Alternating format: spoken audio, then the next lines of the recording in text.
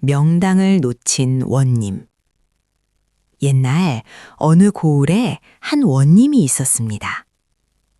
원님은 5년 전 돌아가신 아버님의 묘를 이장할 만한 좋은 명당 자리를 찾아보고 있는 중이었습니다. 그래서 틈날 때마다 주변의 이름난 풍수쟁이들에게 좋은 명당 자리를 알아봐 달라고 부탁을 하고 다녔습니다. 그는 인심도 좋은 사람이어서 시주를 받으러 오는 스님들에게 시주를 넉넉히 하곤 하였습니다. 늘 시주하러 온 스님들의 보다리를 가득 채워서 보내주었습니다. 그렇게 공덕을 쌓아서인지 하루는 웬 늙은 승려가 찾아와서는 말했습니다. 원님께서 부친의 묘를 이장할 명당을 찾고 계신다고 들었습니다. 원님께서 지금부터 딱 1년간만 정성스럽게 시주를 잘 해주신다면 반드시 좋은 명당 자리가 나타날 것입니다. 그 말을 들은 원님은 좋은 명당 자리를 얻을 수 있다는 생각에 더욱 시주를 열심히 하였습니다. 그리고 어느덧 1년이 다 되어 갔습니다. 이제 하루 이틀 뒤면 1년을 다 채우는 날이 되는 것이었습니다. 이 원님은 과연 어떤 고승이 나타나서 자신에게 명당 자리를 잡아줄 것인가 기대를 하고 있었습니다. 그리고 드디어 딱 만 1년째 되는 날이었습니다. 정말로 그날 갑자기 관청에 웬 나이 지긋한 스님이 나타났습니다. 그 스님은 원님을 찾아와서는 말했습니다. 제가 괜찮은 묘자리를 하나 보아두었습니다. 그 자리를 원님께 드리고 싶은데 마음에 드실지 모르겠습니다. 오, 정말입니까? 어서 가보시지요. 그렇게 원님은 노승을 따라 그 명당이란 자리에 함께 가게 되었습니다. 그런데 그곳에 가보니 아무리 봐도 명당으로 보이지는 않았습니다. 온갖 쓰레기 더미가 가득하고 해충들과 해로운 불들이 가득한 흉흉한 곳이었습니다. 이 원님은 아무리 생각해도 이건 아니다 싶었지만 노승의 거듭되는 권유에 마지못해 그 자리를 받았습니다. 그리고 아버지의 묘를 그곳으로 이장하기로 결정했습니다. 드디어 이장하는 날이 되었습니다. 이날 원님의 일가 친척들과 이장을 돕기 위해 인부들이 이장 장소에 모였습니다. 아니, 이복의 조카님, 이게 말이 되는가? 이곳에 우리 형님을 이장하겠다고? 자네 정신이 어떻게 된 건가? 이건 아니지. 자네 미쳤는가? 이런 흉한 곳에다가 무슨 이장을 한다고 그러나? 모여든 친척들은 새로 이장할 장소를 보고는 모두들 이런 곳에 아버지를 모시면 안 된다며 한마디씩 하고 나섰습니다. 자신들이 보기에 그곳은 딱 봐도 명당이 아니고 흉한 터였기 때문입니다. 그리고 구경하러 온 마을 사람들도 한마디씩 거들었습니다. 아니, 우리 원님은 뭐가 부족해서 저런 곳에 아버지 묘자리를 쓴대야? 뭔 이유가 있겠지. 하지만 참으로 이해가 안 가는구만. 여기저기서 반대의 목소리가 들리고 자신을 이상하게 보는 사람들이 많아지자 원님도 다시 생각을 하게 되었습니다. 어허, 이거 내가 큰 실수를 하는 것은 아닐까? 아니지. 그래도 이곳이 명당이라는데. 아니야. 누가 봐도 이곳은 명당이 아니야. 원님은 그렇게 갈팡질팡하다가 결심이 섰는지 근처에서 이를 지켜보고 있던 노승에게 가서 말했습니다. 대사님, 아무래도 안 되겠습니다. 주위에 반대도 많고 사람들도 안 좋게 말하니 아무래도 제가 너무 꺼림칙합니다.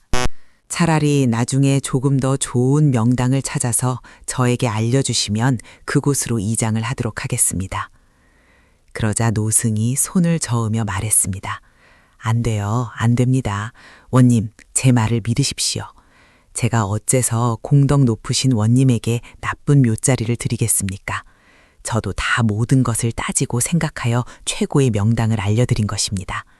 다른 사람들의 말에 흔들리지 마시고 생각한 대로 밀고 나가십시오.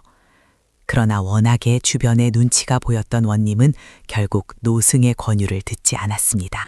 그러자 이 노승이 너무나 안타까운 나머지 자기보다 한참은 어린 원님의 바짓가랑이를 붙잡고 빌기까지 하였습니다. 아이고 원님, 이러다 정말 후회하십니다. 이곳은 정말로 천하 명당이란 말입니다.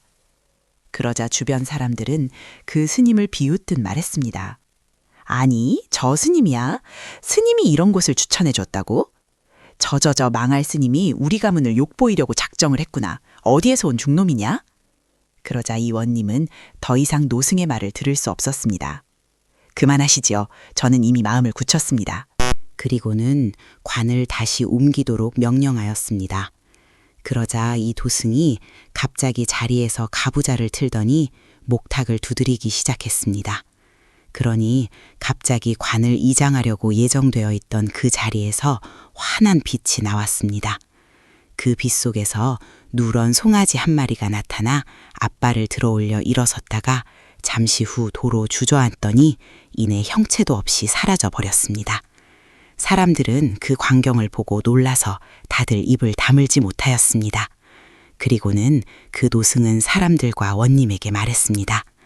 당신들이 나를 스님이라 하니 내 법명을 말씀드리겠소. 나는 이 나라 제1의 풍수 스님인 일지선이라 하오. 뭐라고? 그 일지선 스님 말이요? 아니 이럴 수가. 내가 일지선 스님을 만나다니.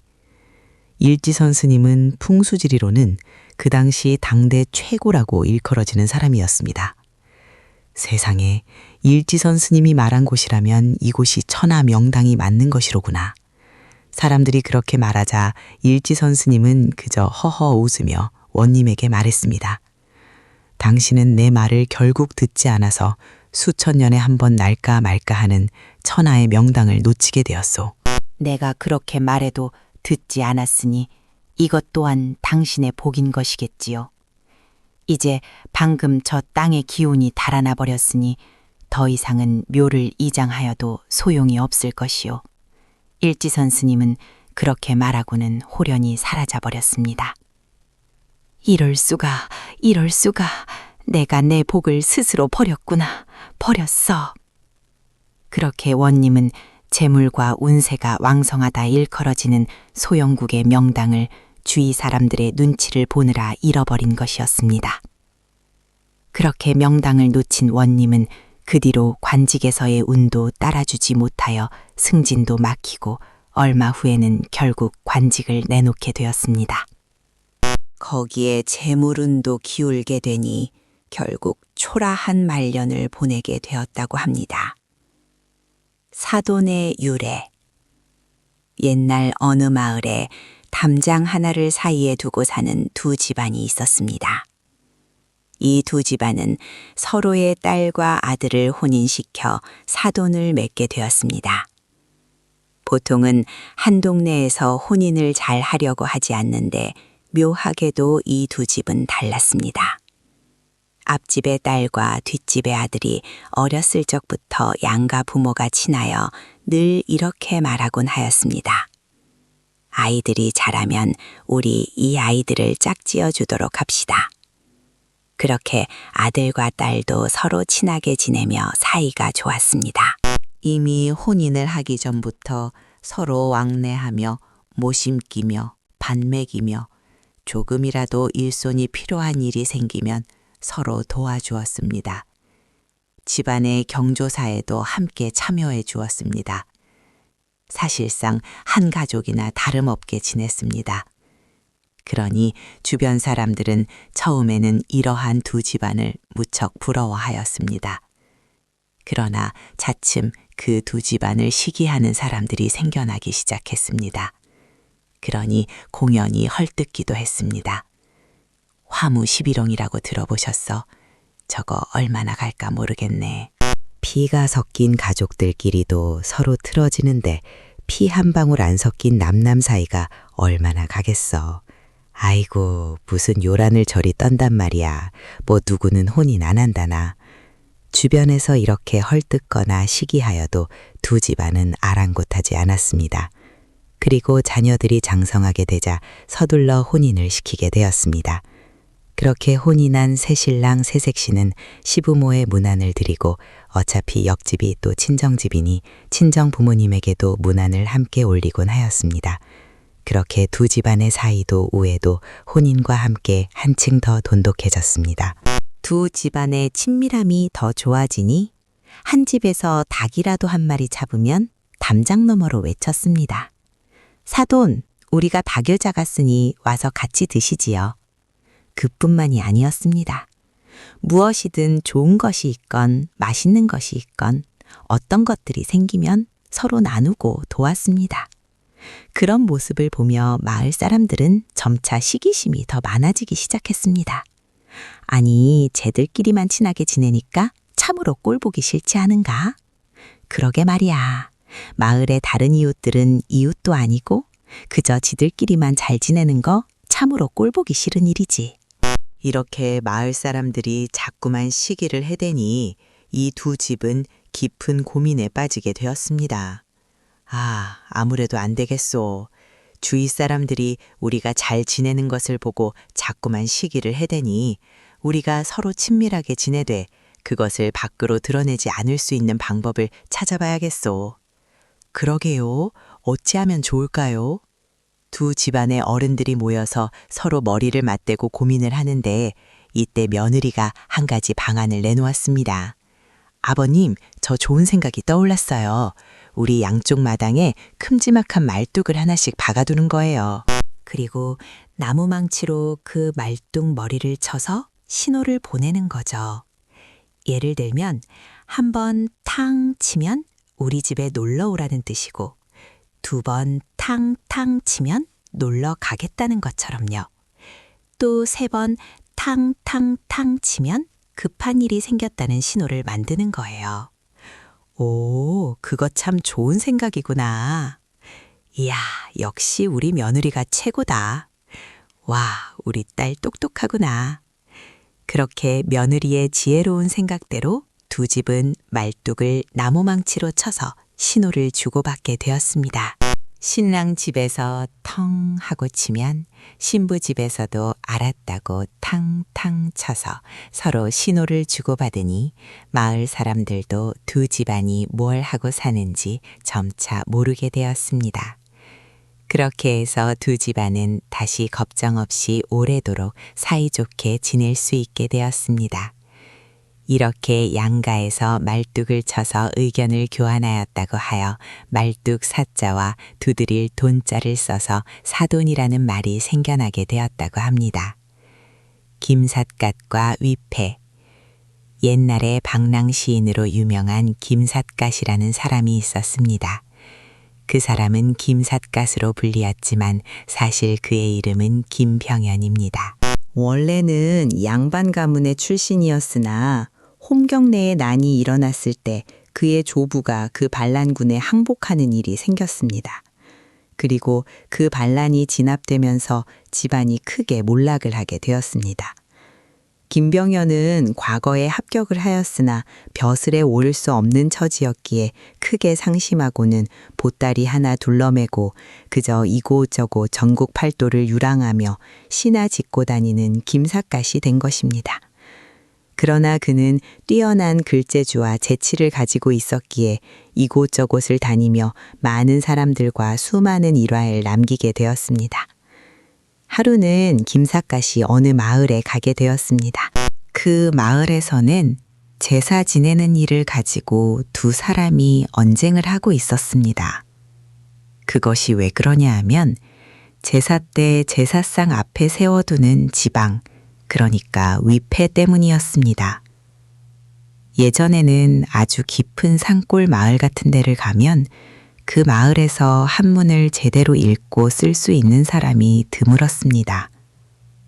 그래서 어려운 문서들을 쓰거나 읽는 일은 매번 그것을 할 수 있는 사람의 몫이었습니다. 그리고 나머지 마을 사람들은 겨우 한글로 이름이나 쓸 정도였고 그나마 가정 형편이 어려운 이들은 그 배우기 쉽다는 한글조차도 익히지 못하는 이들이 많았습니다. 흔히 말하는 까막눈들이 태반이었습니다. 그러니 한문을 아는 집에서는 제사를 모실 때 위패에 한자로 번듯이 글자를 적어두었는데 겨우 한글이나 몇 글자 아는 집에서는 이 한문으로 된 제대로 된 위패를 쓸 수가 없었습니다. 그래서 제사 때마다 누구를 위하는 제사인지에 따라 그저 한글로 돌아가신 어머니, 돌아가신 아버지, 하고 한글로 쓰고 제사를 지낸 지가 오래였습니다. 물론 하몬을 잘하는 사람에게 가서 부탁하고 써올 수도 있었습니다만 제사가 많은 집인 경우에는 제사 때마다 번번이 가서 써달라고 부탁을 하기가 여간 보통 일이 아니었습니다. 그러니 그냥 한글로 써놓고 제사를 지내곤 하였습니다. 그런데 이렇게 한글 위패로 제사를 모시는 집에서 어느 해 아버지 제사를 지내는데 이 제사를 지내는 제주가 잠시 소변을 보러 밖으로 나왔다가 보니 바깥에 한문을 잘한다는 동네 사람이 그 앞을 지나고 있었습니다. 그러자 제주는 그 사람에게 말했습니다. 이보시오. 오늘이 내 부친의 기일인데 들어와서 제사 음식이나 좀 드시고 가시오. 마침 배가 출출했던 이 한문을 잘하는 사람은 잘 되었다 하며 제사를 지내는 집안으로 들어가게 되었습니다. 방으로 들어가서 보니 온갖 음식들이 제사상에 놓여 있었고 제사상 위에 위패를 보니 웬 한글로 돌아가신 아버님 하고 써 있었습니다. 그러자 이 사람은 혀를 끌끌 차며 생각했습니다. 하니 원 세상에 아버지의 제사를 모시면서 위패를 저 따위로 쓰는 것이 말이나 되나? 한문을 모른다면 한글로라도 현고 학생 부근신이라고 글자는 받게 써야 할 것이 아닌가? 그 사람의 생각에 한글로 써진 지방은 정말이지 생각도 할 수 없는 조상들에 대한 결계였습니다. 그래서 결국 제주에게 말했습니다. 이보시오, 세상에 이런 위패를 모시고 제사 지내는 집이 어디 있습니까? 어느 정도 격식과 예를 갖추어야 하지 않습니까? 이건 아닌 것 같소. 그러자 제주는 영 기분이 나빴습니다. 아니, 자기가 학문을 했으면 한 것이고 한문을 알면 아는 것이지. 그런다고 남의 제사에 이래라 저래라 감나라 배나라 하는 것은 도를 넘어서는 참견이라고 생각했기 때문입니다. 그래서 그 제주가 말했습니다. 아유, 좋은 말씀은 감사한데 우리 아버지도 한문을 잘 모르시고 이렇게 한글로 적어야 알아보실 것이 아닙니까? 제사니까 제가 편리한 대로 할 것이니 너무 걱정 마시오. 제주가 이리 말하자 한문 잘하는 사람은 또 한마디를 거들었습니다. 아, 이보시오. 제사라는 것이 다 법도가 정해진 것이오. 그렇게 제 마음대로 할 것이면 제사를 왜 지낸단 말입니까? 내 말 깊이 잘 새겨 들으시오. 그러자 이렇게 두 사람은 서로 티격태격하면서 자기 주장만을 해댔고 끝까지 물러서지를 않았습니다. 결국 그러니 유교의 예도에 아주 조예가 깊고 학식이 높은 사람이 나타나면 그 사람에게 상황을 말하고 누가 옳은지 판가름 내도록 하자고 약조를 하였습니다. 그런 약속을 한 지 수일이 지난 뒤에 김삿갓이 그 마을에 나타나게 되었습니다. 김삿갓이 여기저기 돌아다니며 많은 마을 사람들과 이야기를 나누다 보니 마을 사람들이 아무리 봐도 김삿갓이 보통이 아님을 느꼈습니다. 분명 학식이 깊은 유학자라고 생각했습니다. 마을에 그 소문이 나자 지난번 제사로 언쟁을 벌인 사람들이 조용히 김삿갓을 불러 자리를 함께하게 되었습니다. 이 두 사람이 김삿갓에게 차례로 자신의 이야기를 자세히 하니 김삿갓은 조용히 듣고만 있다가 말했습니다. 내가 이야기를 잘 들어보니 한문으로 위패를 써야 한다는 분의 의견도 충분히 맞고 한글로 위패를 써도 된다는 분의 의견도 충분히 맞습니다. 세상에 어떠한 일도 꼭 그렇게 딱 잘라서 해야 한다는 법은 없습니다. 그저 모든 것의 최종 결정은 그 일에 처한 사람이 올바른 주관을 가지고 해야 하는 것입니다. 두 분의 주장은 모두 맞습니다. 그러자 그제서야 그 두 사람은 옳다구나 하고는 수긍을 하고 각자 집으로 돌아가게 되었습니다. 튤립의 전설. 옛날 어느 작은 마을에 아름다운 소녀가 살고 있었습니다. 언제나 귀엽게만 자란 소녀였으므로 세상의 무서움이란 전혀 몰랐습니다. 그러던 어느 날 이 소녀에게 3명의 젊은이가 청혼을 하였습니다. 한 사람은 이 나라의 왕자였고 두 번째 사람은 용감한 기사, 세 번째 사람은 돈 많은 상인의 아들이었습니다. 그들은 각각 소녀에게 이렇게 약속했습니다. 왕자가 말했습니다. 만일 당신이 나와 결혼해 주신다면 나의 왕관을 그대의 머리에 얹어드리겠습니다. 기사는 이렇게 말했습니다. 당신이 만일 나와 결혼해 준다면 나는 대대로 내려오는 좋은 검을 당신께 드리겠습니다. 돈 많은 부자 아들도 이렇게 말했습니다. 만일 당신이 나와 결혼해 주신다면 내 금고 속에 가득 들어있는 황금을 전부 드리겠습니다. 그러나 소녀는 속으로 이렇게 생각했습니다. 나는 아무것도 원하지 않아요. 하지만 당신들은 모두 너무나 좋으신 분들이군요. 제가 이 중에 누군가를 선택한다면 나머지 두 분이 큰 상처를 받으실 텐데 어쩜 좋아요.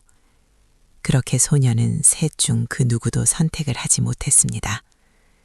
그런데 세 젊은이는 서로가 이 아름다운 소녀와 결혼을 할 수 있을 것이라 믿고 있었기 때문에 일은 점점 더 커져만 갔고 소녀는 확실한 대답을 해야 할 처지였지만 끝끝내 상처 입을 두 사람을 걱정해 아무 말도 하지 않았습니다.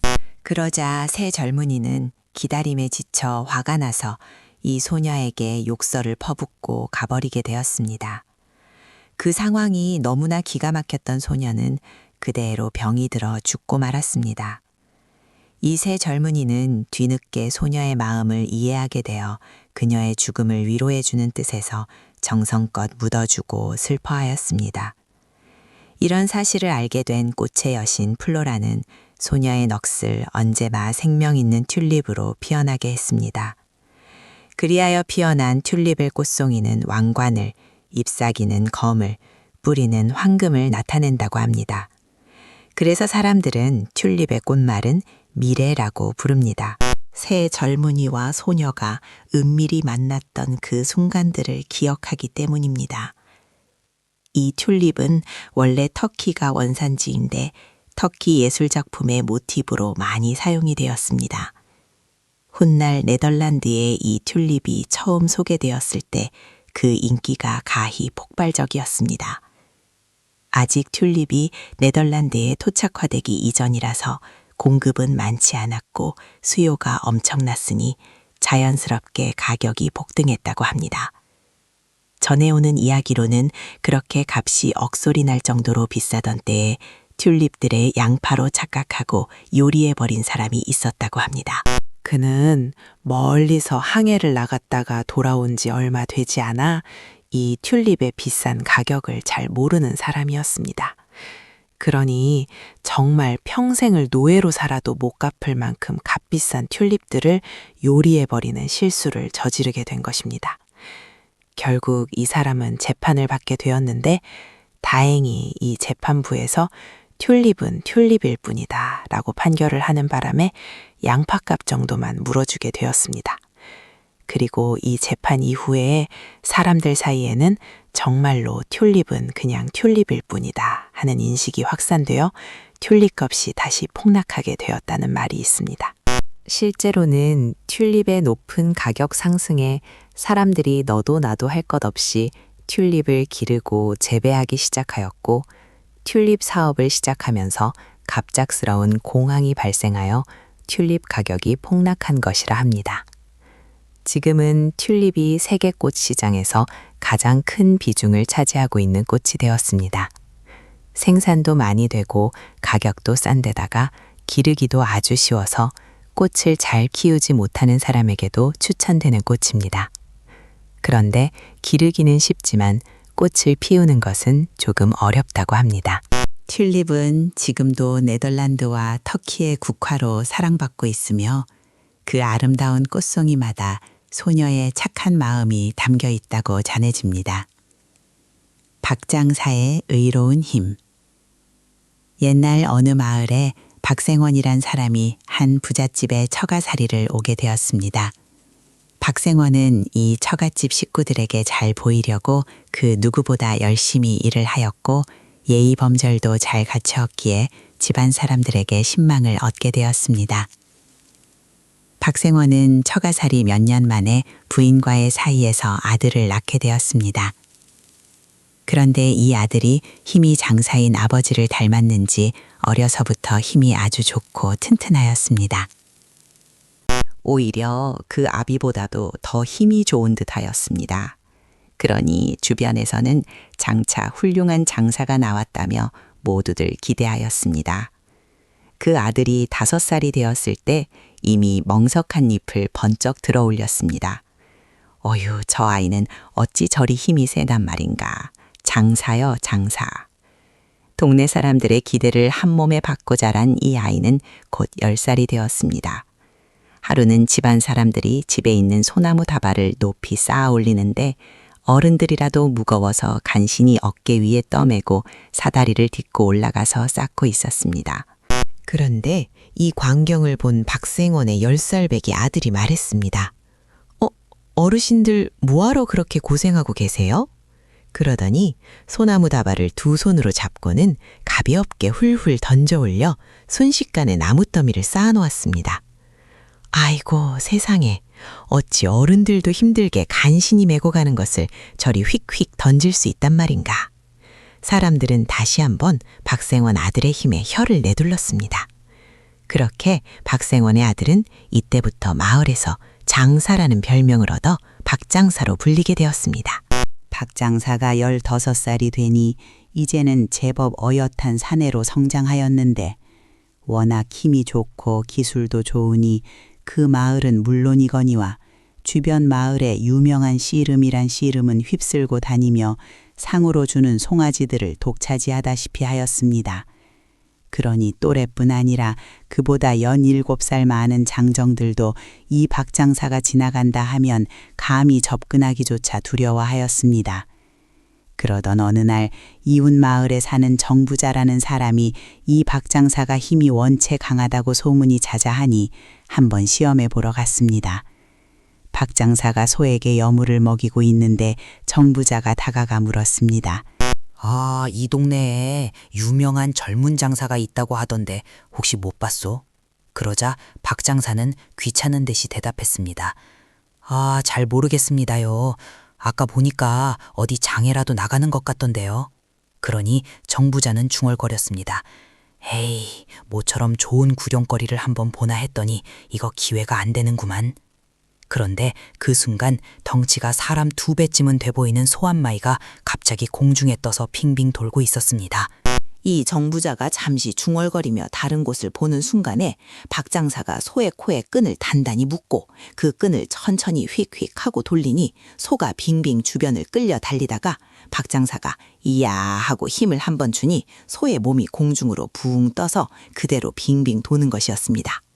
박장사는 그렇게 소를 공중에서 계속 돌리다가 소가 고통스러워하는 울음을 내지르자 그제서야 내려놓았습니다.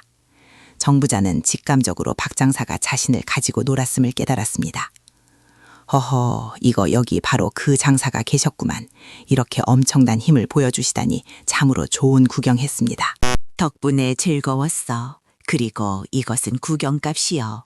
또한 그 힘이 참으로 대단하여 아무데나 쓰면 화가 될 것이니 꼭 필요한 데만 쓰시는 게 좋겠어. 정부자가 그렇게 돈을 30냥이나 박장사에게 주고 박장사를 위하는 말을 한마디 해주고는 자기 마을로 돌아갔습니다. 그 말을 들은 박장사는 정부자의 말에 느끼는 바가 있어 온 동네에 감히 따를 자가 없을 만큼 엄청난 힘을 가지고 있었지만 그 힘을 허투루 쓰지 않게 되었습니다. 다만 옳지 못하고 정의롭지 못한 일이 있을 때에만 그 힘을 발휘하였다고 합니다. 그렇게 세월이 흘러 박장사는 장가를 가게 되었습니다. 박장사도 가족을 꾸려서 먹고 살 걱정을 할 팔자가 된 것입니다. 그런데 이 마을에는 조부자라는 큰 부자가 있었습니다.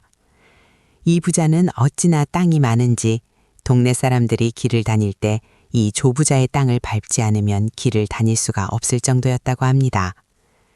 그런 땅을 가지고 수많은 소작인들을 부리며 사는 이 조부자는 자신의 마음에 들지 않으면 사람들을 함부로 하기 일쑤였습니다.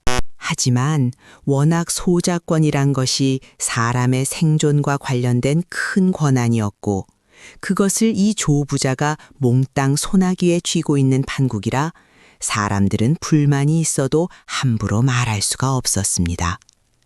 소작인들은 소작인들대로 횡포를 당했고 그나마 자기 땅에 농사 짓는 사람들은 농사를 짓는데 아주 큰 골칫거리가 있었습니다. 그것은 농사를 지으려면 논에 물을 대야 하는데 이 조부자의 논이 마을 길목의 좋은 곳을 다 차지하고 있었습니다. 다른 사람들의 논은 그 너머에 있어서 모내기철만 되면 조부자의 논에 물이 다 차고 나서야 다른 사람들의 논으로 물이 흘러 들어갈 수 있게 되어 있었던 것입니다. 만일 이 조부자의 논에 물을 대는데 보름이 걸리면 보름을, 20알이 걸리면 20알을 기다렸다가 사람들은 그제서야 논에 물을 댈 수가 있었습니다. 한 번은 가장 마을의 끝자락 땅에서 농사를 짓는 사람이 물이 없어 논이 타들어갈 지경이길래 이 조부자의 허락도 없이 그 조부자의 논에 물을 살짝 터서는 자기 논으로 물을 흘려보낸 적이 있었습니다. 그런데 이것을 조부자가 알고는 길길이 날뛰며 저 죽일 살릴 소동을 벌였고 아랫논의 주인은 100번 사죄하고 변상까지 하며 빌고 또 빌게 되었습니다. 그러니 이 상황들을 본 마을의 박장사는 화가 나서 조부자에게 달려가 따지기 시작했습니다. 이보시오, 조영감님. 영감님께서 아무리 재산이 많고 이 고을에서 영감님 땅을 안 빌려먹는 사람이 없다 하지만 다른 사람들도 다 사람으로서 먹고 살아야 할 권리가 있는 겁니다. 제발 사람들이 없이 산다고 업신여기지 말아주십시오. 보아하니 이제 사실 날도 얼마 안 남으신 것 같은데 좀 베풀고 사시는 게 어떻겠습니까? 박장사는 최대한 화를 가라앉히고 나름 예의를 차린답시고 이야기를 하였습니다. 그러니 이 조부자가 벌쩍 뛰며 대답했습니다. 아니, 이놈 봐라. 이거 감히 네가 누구 앞이라고 나에게 그런 막말을 짓거리느냐? 이 주변에 내 덕을 보지 않고 사는 사람이 누가 있다고 그러느냐? 뭐 베풀어? 여기서 뭘 더 베풀라는 것이냐? 이미 차고 넘치게 베풀고 있지 않느냐? 이 어린 놈이 버릇없기는. 그 말을 들은 박장사는 꼬장꼬장한 이 조부자와는 아무리 입으로 입씨름을 해봐야 아무 소용이 없을 것이란 것을 알았습니다. 그리고는 대뜸 조부자를 번쩍 들어 올렸습니다. 그러더니 근처 논의 수렁창에다 조부자를 엎어놓고는 두 손을 등 뒤로 모은 다음 옆에 있는 호미를 주워들더니 나무자루를 빼고 그 호미의 쇠 부분을 엿가락처럼 늘려 그 쇠로 조부자의 손목을 수갑처럼 묶어버렸습니다. 그러니 한참 동안 그 자세로 논에 박혀있던 조부자는 이를 견디지 못했습니다. 아이고, 나 살려줘, 살려줘. 조부자는 끙끙대며 살려달라고 빌었습니다. 그러자 박장사가 그제서야 조부자의 옆으로 다가가 다시 한번 말했습니다.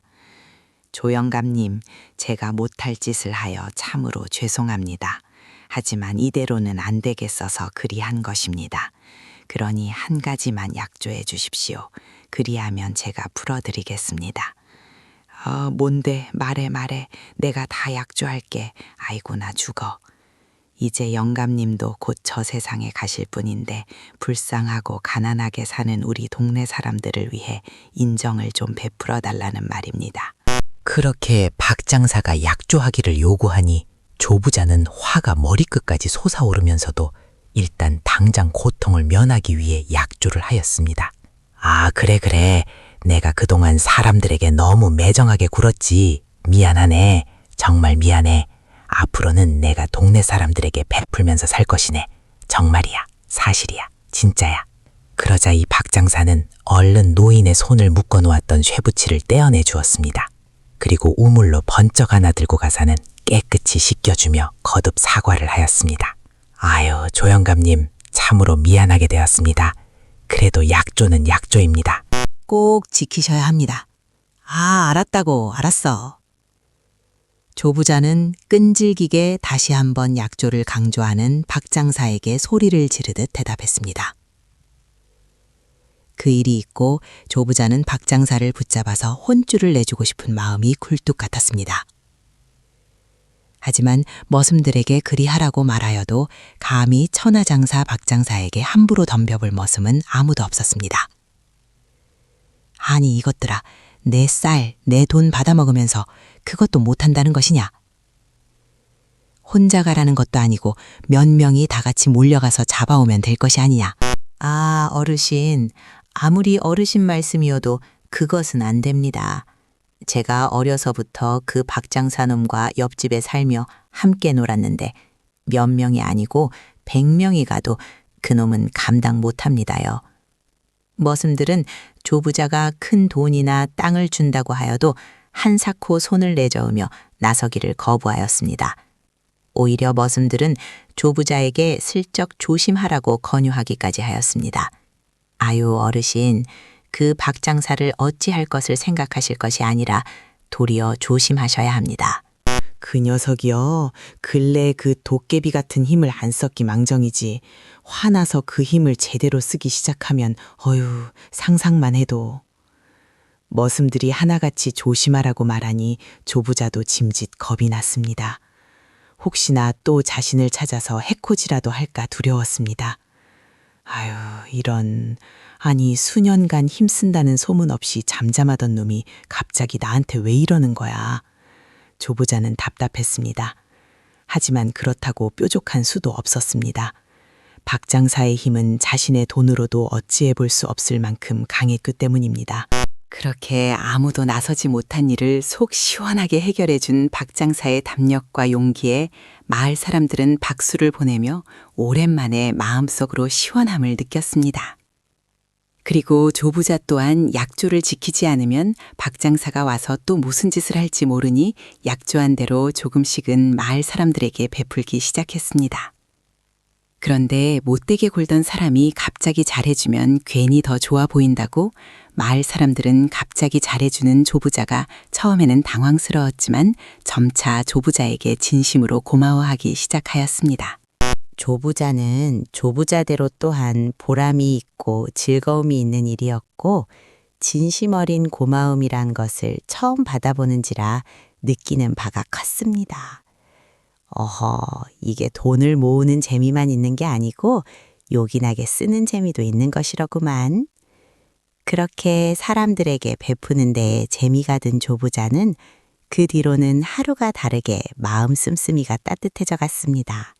그러니 마을 사람들은 날이 갈수록 베품이 늘고 마음이 따뜻해져가는 조부자를 평소와는 다르게 친근하게 대하며 조아라해 주었고 조부자도 예전에 인상 찌푸린 얼굴이 아니라 늘 맑고 웃음 띤 얼굴로 마을을 다니며 사람들과 친하게 지내게 되었습니다. 그렇게 조부자는 꽁꽁 아껴두고 쓰지도 않던 재산들을 마을 사람들을 위해 베풀기 시작했습니다. 그러니 이 박장사도 그렇게 변한 조부자를 목마 태워 다니며 친근하게 잘 모셨고 그리 되니 온 마을 사람들 모두가 행복하게 잘 살 수 있게 되었다고 합니다. 한여름의 홍시. 옛날 어느 마을에 홀어머니를 모시고 사는 효자가 살고 있었습니다. 이 아들은 어머니께 지극정성으로 잘하는 것은 물론이고 동네 어르신들께도 언제나 공손하게 대하는 효자였습니다. 어머니가 무엇을 드시고 싶다 하시면 무슨 일이 있어도 구해다 드리려고 애를 썼습니다. 아들아, 오늘은 생선이 먹고 싶구나. 네, 제가 곧 강에 가서 고기를 잡아오겠습니다. 오늘은 백숙 한 그릇이 먹고 싶은데. 네, 어머니. 제가 새벽같이 나무를 해다 팔아서 닭을 사오겠습니다. 그렇게 어머니가 원하시는 것이라면 무엇이든 해드렸으니 어머니는 늘 흐뭇해하셨고 아들 또한 그런 어머니를 보며 기뻐했습니다. 그러던 어느 해 여름이었습니다. 봄이 지나고 한여름이 되었는데 그 해 여름은 어찌나 무더운지 가만히 있어도 숨이 턱 막힐 지경이었습니다. 어머니는 마루에 누워 더위를 식히고 계셨고 아들은 곁에서 쉬지 않고 부채질을 해드렸습니다. 아이고 아들아, 내 땀 좀 봐라. 그만 쉬어라. 괜찮습니다, 어머니. 오히려 땀이 나니 덜 덥습니다. 아들은 어머니의 만류에도 부채질을 멈추지 않았습니다. 살랑살랑 부채바람을 맞던 어머니가 어느새 스르르 잠이 드셨습니다. 그런데 잠이 든 어머니께서 갑자기 잠꼬대를 하기 시작했습니다. 아유, 맛있겠다. 달디다 달아. 아유, 저것 봐라. 어머니는 눈을 감은 채 입맛을 다시고 계셨습니다. 아들이 이를 이상하게 여겨 귀를 기울이는데 어머니가 또 잠꼬대를 하셨습니다. 이 더위에 기운도 없고 입맛도 없는데 저 달콤한 홍시 하나만 먹으면 홍시 한 알만.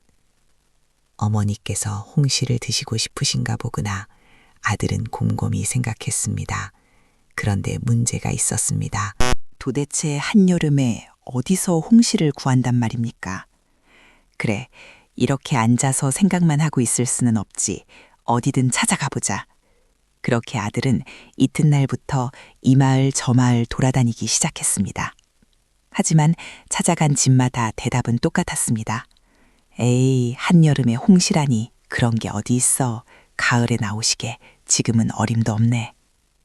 그렇게 며칠을 돌아다녔지만 허탕만 치고 돌아왔습니다. 이대로 포기할 수는 없어. 더 멀리 가보자. 아들은 산을 넘고 강을 건너 먼 마을까지 갔습니다. 하지만 그곳에서도 홍시는 구할 수가 없었습니다. 며칠을 더 헤매다 지친 아들이 길가에 주저앉았습니다. 어머니께서 얼마나 기다리고 계실까. 하지만 이렇게 빈손으로 돌아가면 생각이 거기에 미치자 눈물이 핑 돌았습니다. 하지만 아들은 눈물을 훔치고 다시 일어났습니다. 아니야, 포기하면 안 돼. 반드시 찾는다. 그렇게 다시 발걸음을 옮기던 아들은 어느새 날이 저물었습니다. 하룻밤 묵을 곳을 찾아야 했는데 이미 늦은 시각이라 집집마다 불이 꺼져 있었습니다. 그렇게 한참을 헤매던 아들의 눈에 환하게 불이 켜진 집이 하나 들어왔습니다. 아들은 대문 앞에서 사람을 불렀습니다. 계십니까? 지나가는 나그네인데 하룻밤만 묵게 해주십시오. 잠시 후 주인이 나왔습니다. 주인은 아들을 위아래로 살피더니 고개를 끄덕이며 들어오라고 했습니다. 고맙게도 주인은 정갈한 저녁까지 차려주었습니다. 고맙습니다. 그런데 이렇게 늦은 시각에 불을 켜두시고 무엇하고 계셨습니까? 아, 오늘이 돌아가신 어머니 제삿날이라 이제 막 제사를 마치고 정리하는 중이었소. 그러셨군요. 그런데 당신은 무슨 일로 이 밤에 외딴 마을을 헤매고 계시오? 아들은 자초지종을 자세히 말해 주었습니다. 효자 아들이 한여름에 홍시를 구하려 먼 길을 헤매고 다닌다는 이야기를 들은 주인이 무릎을 탁 쳤습니다. 아니, 세상에 당신 같은 효자가 또 어디 있겠소. 효자는 하늘이 돕는다더니 바로 이런 걸 두고 하는 말이구려. 그게 무슨 말씀이십니까? 내가 오늘 제사상에 홍시 5개를 올렸소. 광에 잘 보관해뒀던 것인데 지금 부엌에 그대로 있소. 그걸 가져가시오. 아들은 그 말을 듣고 두 손을 모아 절을 했습니다. 정말 고맙습니다.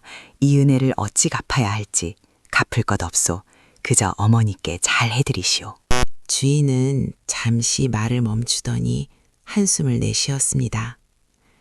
나도 어머니 살아계실 때 당신처럼 잘 해드렸으면 생전에는 드시고 싶은 것 한번 제대로 못 해드리고 돌아가시고 나서야 이렇게 제사상이나 번지르르하게 차리니 이게 다 무슨 소용인지. 아들은 주인의 손을 따뜻하게 잡아주었습니다. 두 사람은 그렇게 밤새 이야기를 나누다 잠이 들었습니다. 이튿날 아들은 다시 한번 감사의 인사를 올리고 서둘러 집으로 돌아왔습니다. 그리고 귀한 홍시를 어머니께 정성스럽게 올렸습니다. 아이고, 이 한여름의 홍시라니. 아들아, 이런 귀한 걸 어디서 구해온 게냐? 어머니는 허겁지겁 홍시 하나를 드시더니 눈을 감으셨습니다. 아이고, 달다. 이렇게 만난 것을 먹으니 이제 죽어도 여한이 없겠구나.